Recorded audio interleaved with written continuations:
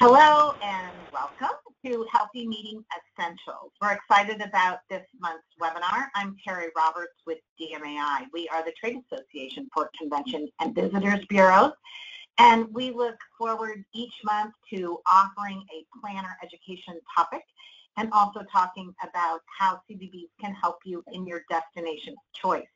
We're really excited about this month's topic because we know it is heavily trending, and I want to just talk a little bit about where our webinar is going. So we're going to start this morning with the rationale for healthier meetings. We're going to talk with our special guest about some special and very specific recommendations and guidelines that you can put in place for improvement. And then we hope to connect you and give you some information about how to work with your CVB, your hotels and venues for results that we think will really matter. So welcome my new good friend, Angela Amico. She is the Policy Associate for the Center for Science in the Public Interest. And I also will welcome at this time our sponsor, who is Chris Wessel with ePro Direct, and Chris will be meeting us at the end of the webinar, but welcome to Chris and welcome to Angela. Hey Angela, how are you? I'm doing well. Thank you so much for having me. It's exciting to get a chance to talk a little bit more about this and hear more about the work that you all are doing. I know that you are a policy associate with CSPI and that you and your organization support initiatives on things like sugary drinks, sodium, and healthier foods in all kinds of public places. And you are also working with the National Alliance for Nutrition and subcommittees on food service guidelines and dietary guidelines for Americans. So I'm excited about your advocacy in this work. I was joking with you that I just got back from a meeting and feeling like I did not have the healthiest experience. So I think we can all do better work in this area. And that's really why we're doing this, is we find that it can be really hard to find meetings that really are supportive of the health practices that we all want to pursue. Yeah, we're excited. DMAI we have our annual meeting for our members each July. We're headed to Montreal this year, and for the very first time, we have a health and wellness initiative as part of our meeting. We're going to be doing morning yoga. We're going to be doing a 5K run, and also having information on healthy cooking and healthy tips for travel. So I just wanted to let you know personally that our organization is getting on board as well. That's great. We're so happy to hear that.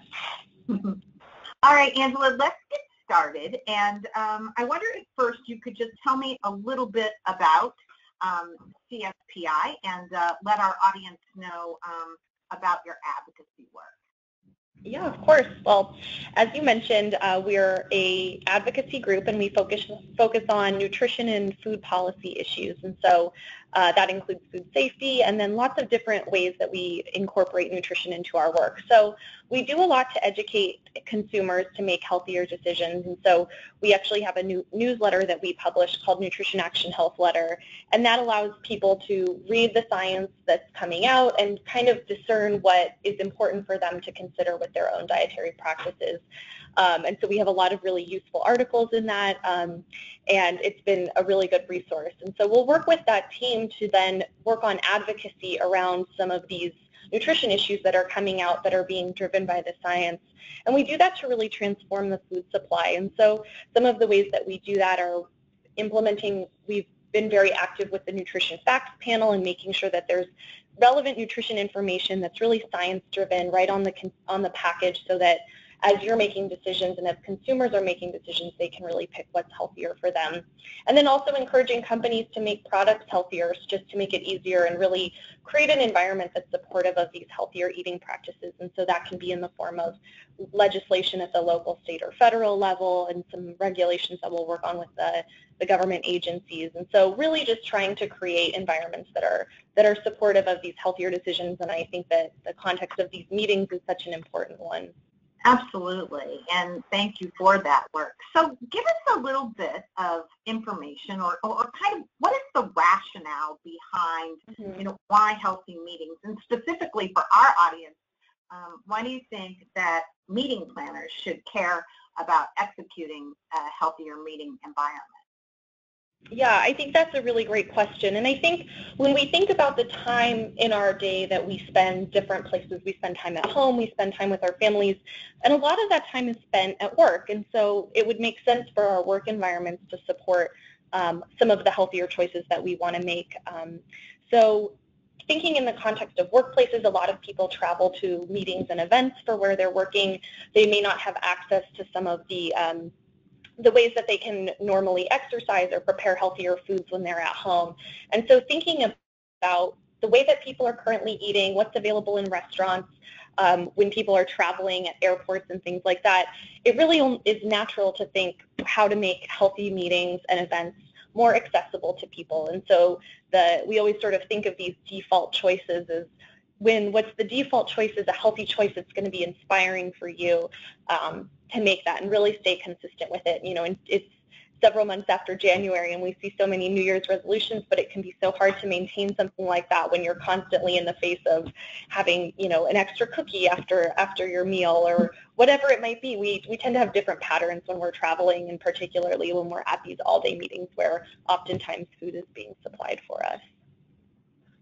And I think people do appreciate having that opportunity to make healthier choices, and I know that you feel that people that are making healthier choices are more active meeting participants, you know, feel better, have more energy, can participate at a higher level, all of that as well, right?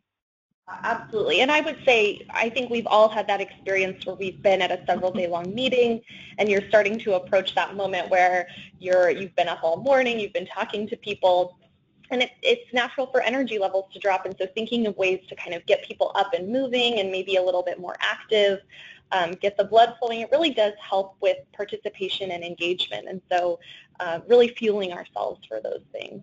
So I have Kate, and I just want to stop. Kate from our staff is monitoring the question board. So as we go through, if you have questions for Angela, make sure that you put them in your question board, and we'll give Angela an opportunity to answer those.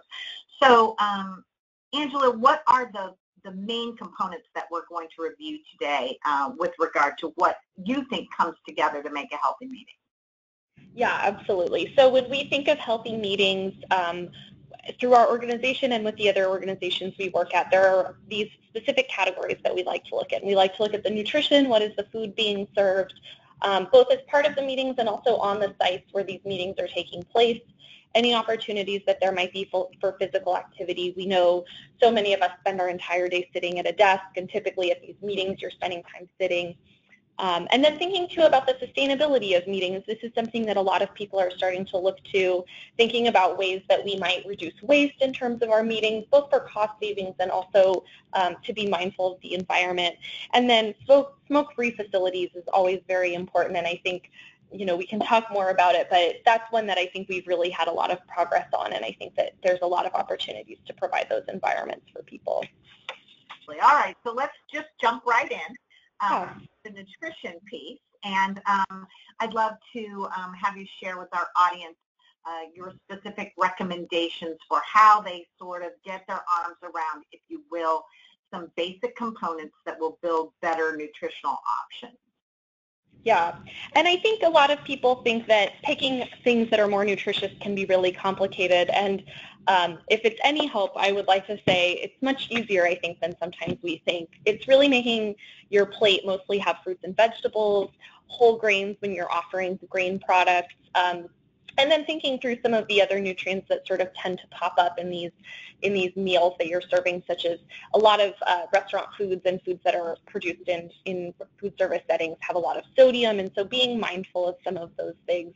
And I think really when you focus on some of those bigger priority issues, like making sure that there's a lot of opportunities for fresh fruits and vegetables, that really puts so much of the rest kind of in place.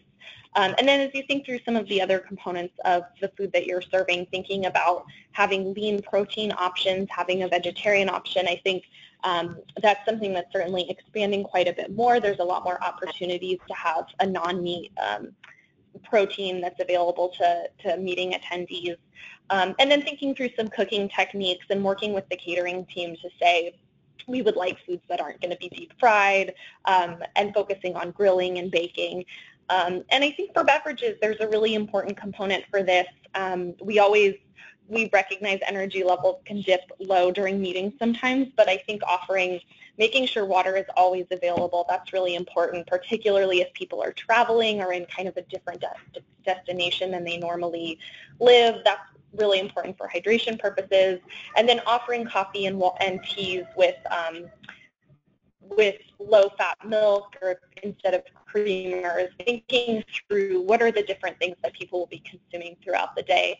And then thinking through some of the side options that are going along with it. So if you have, maybe you're serving a salad as part of your meal component, but making sure that the dressing and some of the toppings don't completely undermine the nutrition of the salad.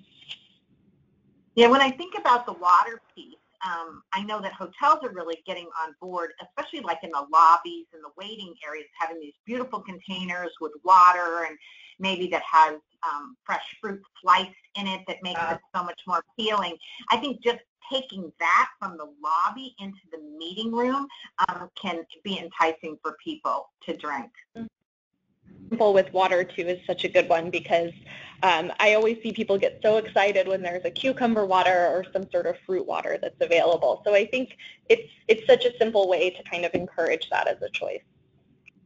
Well, a simple way and certainly an economical way. All right, so here's one that I know that's important to you, and I find myself getting caught here too personally as well. So you think you're going to make a healthy choice, or as a planner, you think you're going to make some healthy choices, but you get caught perhaps in the trap here of the bad choice. You want to elaborate on that? Yeah, absolutely. So in our world, in the nutrition world, we have this term called a health halo, which is a product that sort of has this connotation of being really healthy because of some of the components in it, but may actually not really be that healthy. And so I think a really good example of that is something like a trail mix. It's great to add nuts into your diet as long as you're keeping your serving sizes small.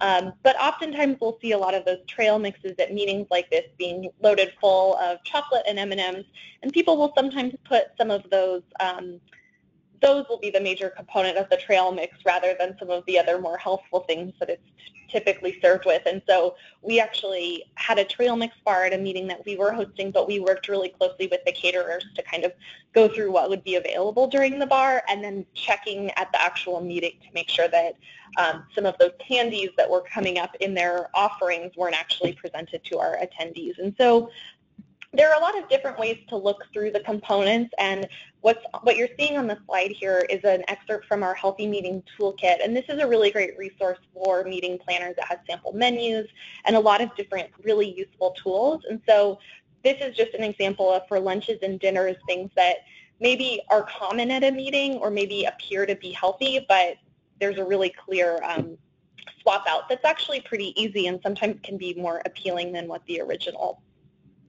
food item is.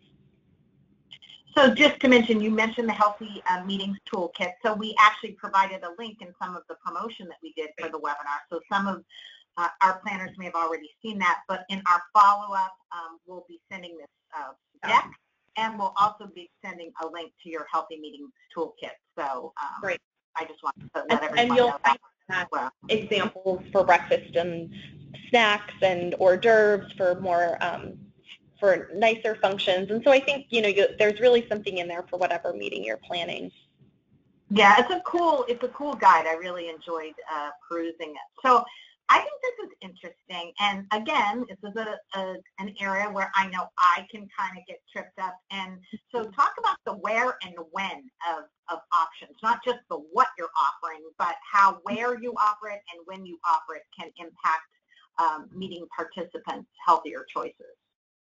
Yeah, I mean, it's really fascinating how the environment around us will often shape how much food we take, how much food we end up eating, and just a few sort of simple changes to that environment can be really helpful in terms of making healthier choices easier for people. And so this one to me is such an easy step that you can take, but putting the fruits and vegetables at the front of a buffet line, people will put those on their plate first and then have less room for maybe some of the other things that you're serving. And so really trying to facilitate making that plate with more fruits and vegetables. And so putting the healthier options just at the beginning of the buffet line, that's a no-cost, very simple solution.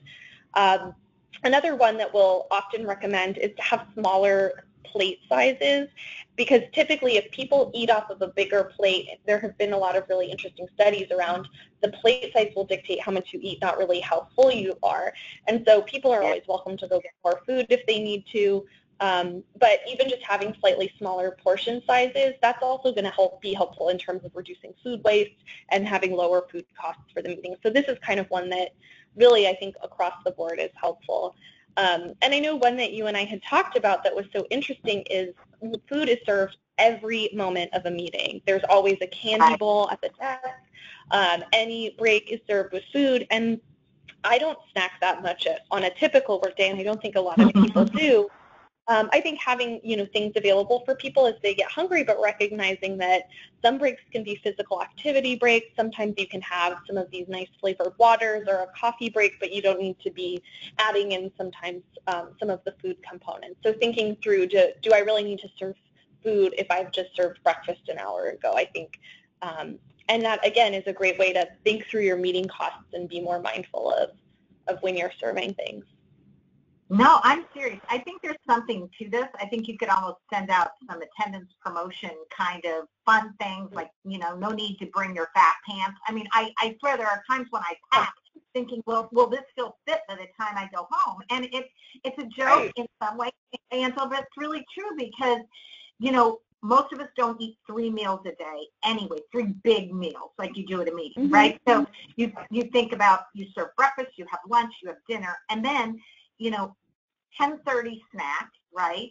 2:30 snack and big snacks, right? And then a cocktail hour with more hors d'oeuvres before the dinner, right? Right before the dinner. Yeah, it becomes crazy. So it's a way to make positive, and then again, it's all cost savings related too, which I know planners are always looking at their bottom line, and some of these things can really help there as well. Definitely. And I think it all comes back down to this idea of when you try to plan a healthy life for yourself and incorporate nutrition and physical activity, how can you do that the best, and how can those decisions be supported? And so there are some really simple ways that you can do that at a meeting. For sure.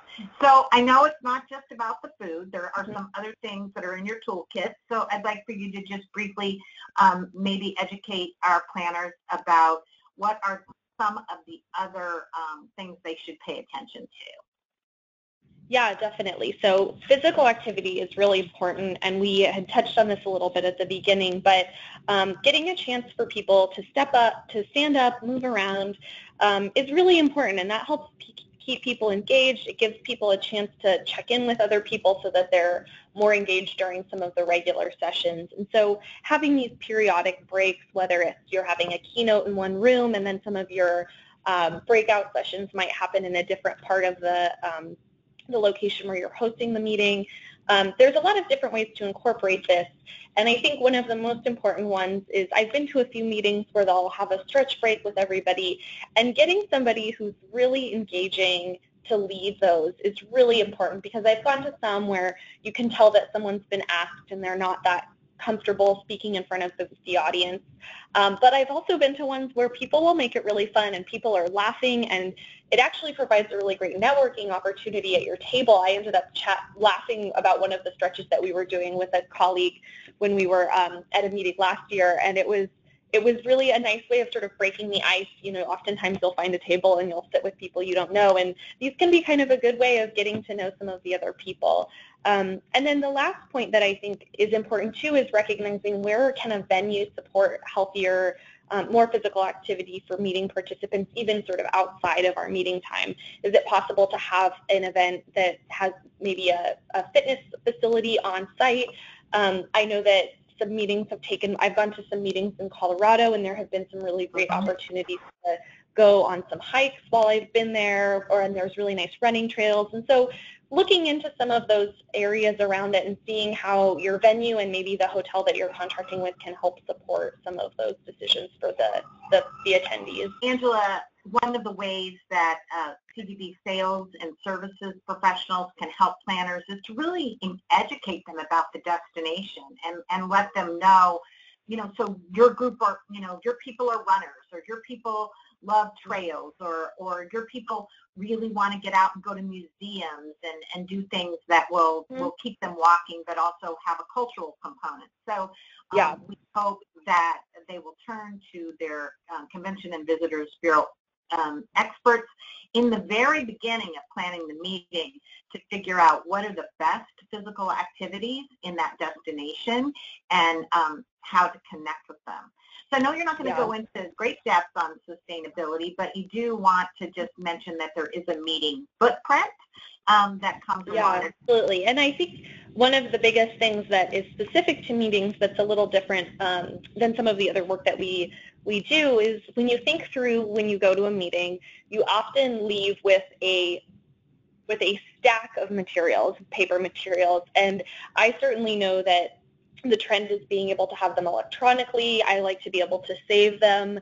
I'd rather not have to file them in my file folders, but rather be able to put them somewhere on my computer where they can be more easily accessed with other people. And so thinking about the materials that you're providing to meeting attendees, in terms of paper materials and agendas, there have been a lot of really innovative ways of including like smartphone apps to show people where to go, and thinking about ways that you might be able to cut down on paper, particularly if people are traveling. Sometimes just providing a flash drive with some of the materials can be a really great way of reducing all of the handouts that are provided at a meeting, because oftentimes those sort of will end up in the recycling bin. And so speaking of recycling, it's always good to think through what sort of facilities the venue has in terms of recycling, and sometimes venues have composting bins, which is really exciting. And so I've been somewhere where there were 5 different options, and people would end up sort of talking together and figure out where to put their waste. And again, I mean, it's kind of a good opportunity for networking and everything like that. But thinking through some of the different ways that you might be able to reduce the waste and then deal with the waste that you do have. Food waste is something that's really big that we've talked about, and recognizing that it might mean ordering less food will be a cost savings both for you, it's more sustainable, and it's healthier for your meeting attendees. And so kind of these win-win aspects.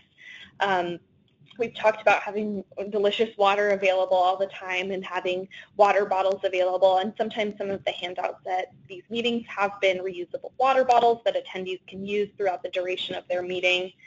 And then there's been a lot of interest in locally sourced products and giveaways and food. And so working with whether it's the caterer and looking at, are there ways that we can get any local food to be a part of the meeting, or so even if it's supporting some of the local businesses in terms of giveaways and things like that, there can be some really nice aspects to that, and I think can round out a meeting really well. Yeah, I know that many of our destinations are actively involved with charity groups, with folks in the destination who you can have any leftover food delivered to, corporate responsibility programs.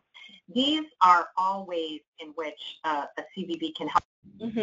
Even help you identify in a destination which buildings are LEED certified. These are all things that can be part of the planning process and can be investigated early. So last but not least, I know that this is one which I feel great progress has been made on, but talk a little bit about smoke-free and tobacco-free facilities. Yeah, so I think identifying smoke-free and tobacco-free facilities is actually very easy now. I think it's just a matter of thinking through how to communicate with your meeting attendees. If there is a smoking section, make sure that they're only sticking to that area.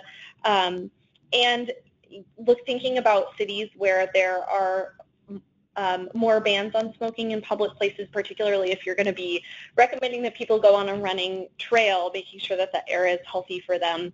I would say that there are a lot more e-cigarettes now and things like that, and so thinking about ways that you can make sure that meeting attendees who don't want to be subject to any of the secondhand smoke from whatever it's coming from have a place where where they're free from that, and sort of keeping it to very specific enclosed spaces. So I think this is one we've seen a lot of progress with, and I think is probably the easiest of them to implement, but I think it's still really important to make sure that we have access to these healthier environments for our meetings. Absolutely. Angela, I'm excited about the question board because, Kate, I see a lot of cool questions coming in, as well as some comments, so we'll get to that. But before, maybe you can just, Angela, kind of wrap up by offering just a little bit of an overview of maybe what you think are some of the highest level tips for success if somebody hasn't really stepped into this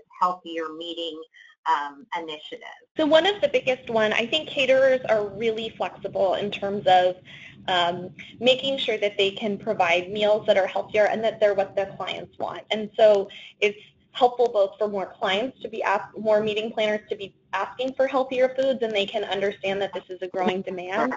But I've had a lot of conversations with some of the lead chefs with catering companies that contract with hotels or convention centers. And I think there's a lot of interest in having healthier meetings. And so I would say coming and, you're welcome to use the Healthy Meeting Toolkit as a resource, coming to them and saying, we would like to follow a menu that's like this one, and going over some of those nutrition components that I noted, and also testing the menu, making sure that you like it, making sure that things are looking the way that you want them to. You can be kind of the first step in making sure that this is successful.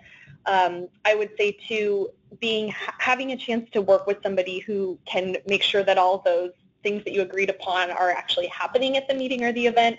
I've spoken to a lot of meeting planners who will agree to a certain menu, but sometimes then that doesn't get translated down to the staff that's working the event. And so just making sure, I had mentioned this trail mix bar that we had somebody at the meeting going through to make sure that there wasn't a lot of candy or chocolate or anything like that. And I would say promote the efforts that you're doing. This is really about trying to make meetings healthier, make environments healthier, and people are really interested and engaged in that. And I think really taking that ownership of saying, this is what we would like to do. And I would also encourage evaluations and having a chance to talk to participants about what they liked, what they didn't like, maybe one particular food product didn't go over as well, and asking why that is, and kind of being able to learn from some of these experiences. So, don't hesitate to promote the work that you're doing to make these meetings healthier. That's great. We had a question about valuations, so I'll have Kate ask that in a few minutes. We did have a cool infographic, 9 hacks to a healthier meeting, that we used again to promote, and we'll make sure that you have a link to that on our blog as well. And I know that you have a lot of resources at CSPI, so can you tell those who are interested in taking a deeper dive how to get to your toolkit, how to take the Healthy Meeting Pledge? Absolutely. So on healthymeeting.org, which is our site that we use to host all of our Healthy Meeting resources, we have the Healthy Meeting Toolkit, and I really encourage you to take a look at this. It's that screenshot there on the slide. And there's a lot of really helpful resources, whether working with a caterer, having sample menus, information on evaluations. And so there are a lot of really great resources in this, and I know the staff here use it quite often. I found it to be so helpful when I first started to get an understanding of how to plan meetings that we're having here, but also working with other people to kind of encourage them. And so then we also have the Healthy Meeting Pledge, which is a pledge that any organization can take. There are no specific requirements, but we like to see that people will include some of the different components that we talked about, so nutrition and physical activity. And we do have a model Healthy Meeting Pledge on our website, and that's really simple, and it's formulated so you can just check off any pledges that you'd like to make as part of your pledge, and then you can send those on to me. and if you're interested in taking the Healthy Meeting Pledge. And I would also say, if you'd like to make it more, it's a flexible program, and so if there's something that that you really aren't going to have a lot of success around at first, that doesn't have to be included, and we can always work on building up to that and kind of gaining a little bit more support. And so we have our icon for the Healthy Meeting Pledge on the bottom there, and that's something that any group that's taken the Healthy Meeting Pledge can use on their materials at their conference. Again, we really encourage people to market their efforts and show what they're doing around it. And our organization is active on social media, and we have different pages. So if you search for us, Center for Science in the Public Interest, I'm sure you'll have no problem finding our Twitter and everything. Well, I think your work is really great. I'm super excited about it, and I just love that CMAI had the opportunity to give you a little bit more exposure. So Kate, collect some questions for Angela, and now we'll just do a little bit of housekeeping. We're hoping that any of you who are looking to create a healthier meeting in the destination of choice will go and search out your Convention and Visitors Bureau expert to help guide you through this process. And if you are looking for one web portal where you can find them all, it's DMAI's web portal at empowerMINT.com. I know everyone is always interested in their CMP credit and when it will be coming, and you've earned half an hour for Domain G, Meeting or Event Design, and you can look in your email for your certificate. It'll be delivered early next week. Please be sure to check your spam, because a lot of times we find that it ends up there. And we hope that you will join us next month. We have a cool webinar set up for May. It is entitled, Does Your RFP Warrant a Competitive Response? Your Guide to Yes. So we look forward to having an industry expert talk with us about those little things that you can do to tweak your RFP to make sure that you'll get more yeses and maybe a few of those no's will go away. So look forward to that. You can keep in touch with us through all these venues and ways to reach out with us both online and hopefully by email as well. And I'd like to just take a minute while Kate is getting questions together to introduce Chris Wessel. Chris is our sponsor with ePro Direct. Hey Chris, how are you? Hi Terry, how are you? I'm good. Angela is fantastic, isn't she? Angela is great, but I have a huge task for Angela. Are you ready, Angela? Ready. I need you to lead a national promotion or a national ban to get rid of those tasty little apple and cheese Danishes that are always on every morning break. Those are killer to me. I could easily put down 4 or 5 of those at a morning break. So I'm not proud of that anyway, but I can do it. You're not helping. Maybe if they weren't if they're there, it's so hard. Those are the weakness for me. Anyway, thank you so much again, Terry, for having us. And great job, Angela. This is really helpful information. Very much appreciate it. I'm sure everybody appreciates it. Thank you. As Terry mentioned, my name's Chris. I'm one of the founders of a company called ePro Direct, and we recently just celebrated our 15th year or 15-year anniversary as a marketing and lead generation agency exclusively servicing the meetings and convention segments of the hospitality industry. We really have 2 primary focuses, very simple focuses. Number 1 is something we call Direct Connect. We work with about 300 hotels and destinations a year, driving group business to those hotels. We have a database of about 80,000 conference and event planners, and we do some very significant marketing on behalf of our clients to drive group business to those destinations or hotels. And then the second thing we do is we help conference organizers market their events to help grow their attendance. So we essentially use the same tools and resources and expertise that we use on the other side to help organizations grow their event attendance through some pretty cool marketing avenues. So thank you again for having us. And if anyone would like to get in touch and learn a little bit more about what we do, they can reach me at chris.wessel, that's W-E-Z-E-L, at eProDirect, EPRODIRECT.com, or they can just go to eProDirect.com and get a little bit more information there. Thank you, guys. Hey, thanks, Chris. Hey, Kate, give Angela a go at some of the questions and comments. First of all, Angela, I want to just tell you that the comments are great in the comments section, just super helpful. Bertrand said super helpful. This topic is so interesting. Thank you very much. And I just, a lot of positive feedback. So Kate, why don't you go ahead and tee up some questions for Angela. Okay, we have a couple of really good ones from Ashley, and I actually love this question because I always feel a personal connection to it. But Ashley is saying, bottled water is so expensive at hotels. Do you think that having water stations located in the back of the room is viewed as cheap, or do you think that's a good enhancement? I don't think so at all. I think that I've really appreciated having water in the back of the room oftentimes because during a meeting, an all-day meeting, you might not have a chance to grab a water bottle or anything, and I think I've seen that at a lot of meetings, and I've certainly appreciated it.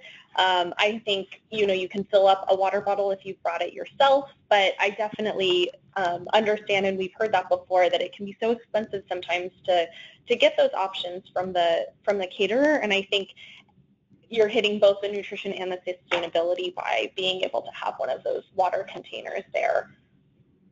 Angela, I think that, what you mentioned at the beginning, like maybe having some fruit in the water, maybe even offering an ice bucket so some people really like to drink their water very cold. I think water, but make it not seem like it was an afterthought, that it was very intentional. Absolutely. And then Angela, Ashley also asks about breakfast and timing to a meeting. So do you think that there's a good starting point of when it's appropriate to host a breakfast at a meeting?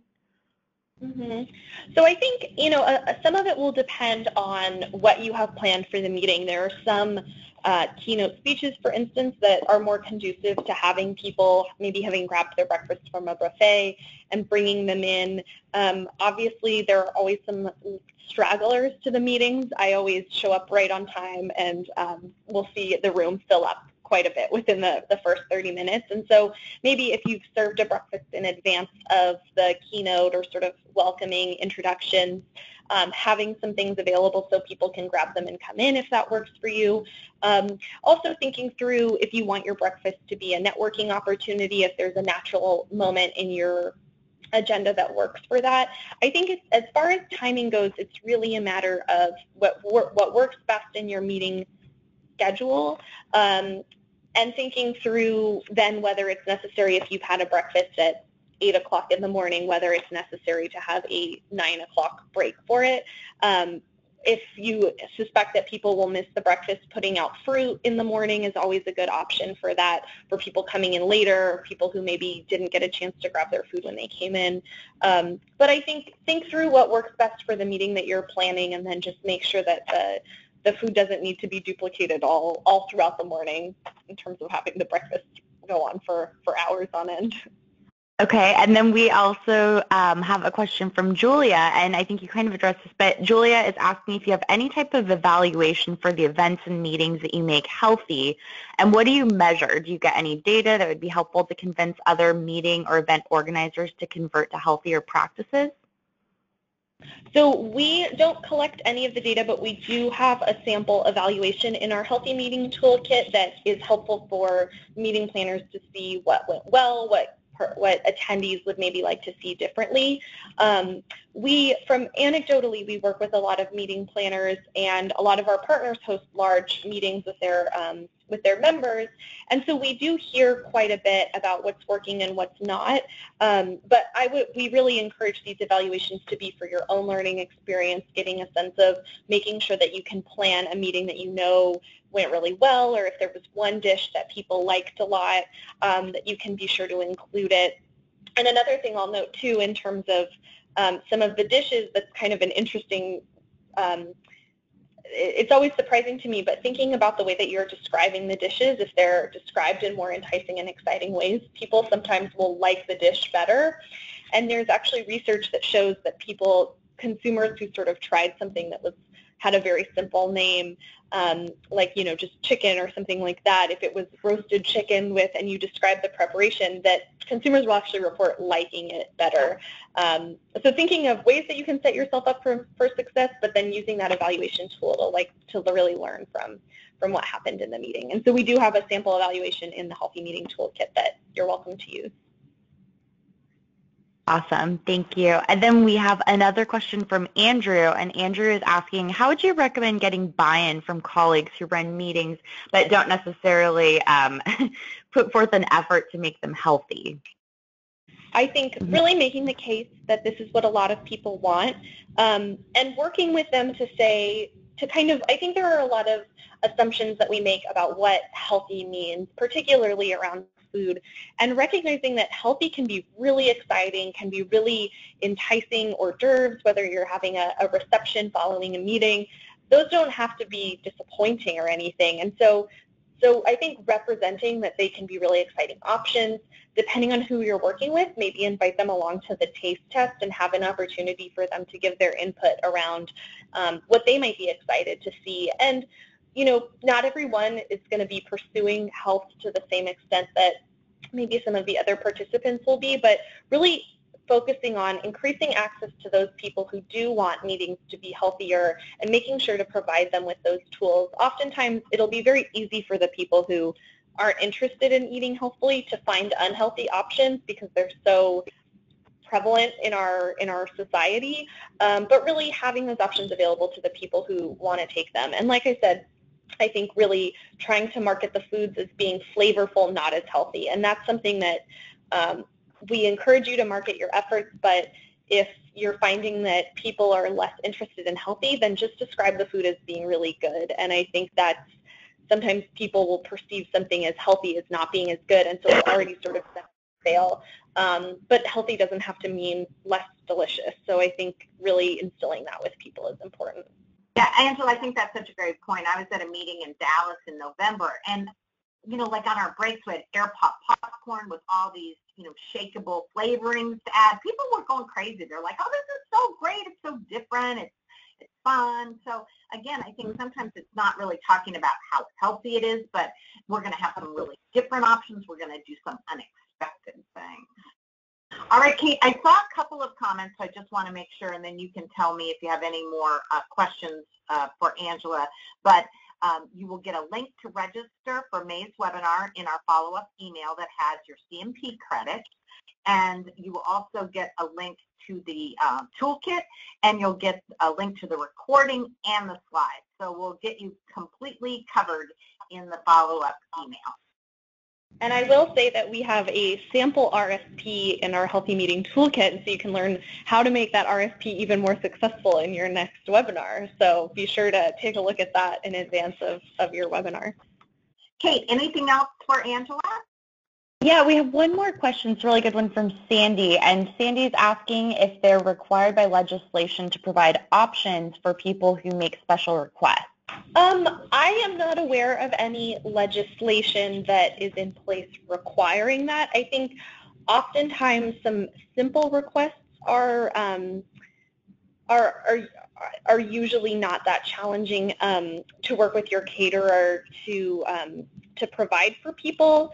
I think we're seeing a lot of food allergies and things like that, and I think that's really where there could be legislation, but I really don't think that there is. I think a lot of people who have to make those special requests because of a severe health problem, oftentimes I think they're probably used to having to bring their own food if they want to be safe. I have a friend with a peanut allergy, and that's something that she's really well aware of. But I think oftentimes it's really easy for a caterer to provide some special requests like a vegetarian or vegan option. Those are some of the bigger ones.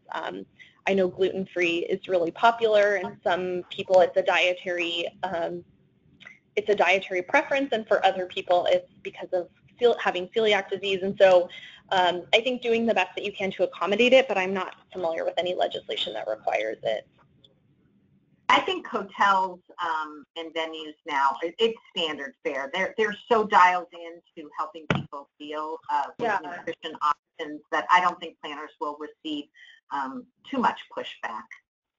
Yeah, and I've seen, I've reviewed a lot of menus for some of these locations, and I know they have a lot of different options available for people who are avoiding gluten or whatever the ingredient is.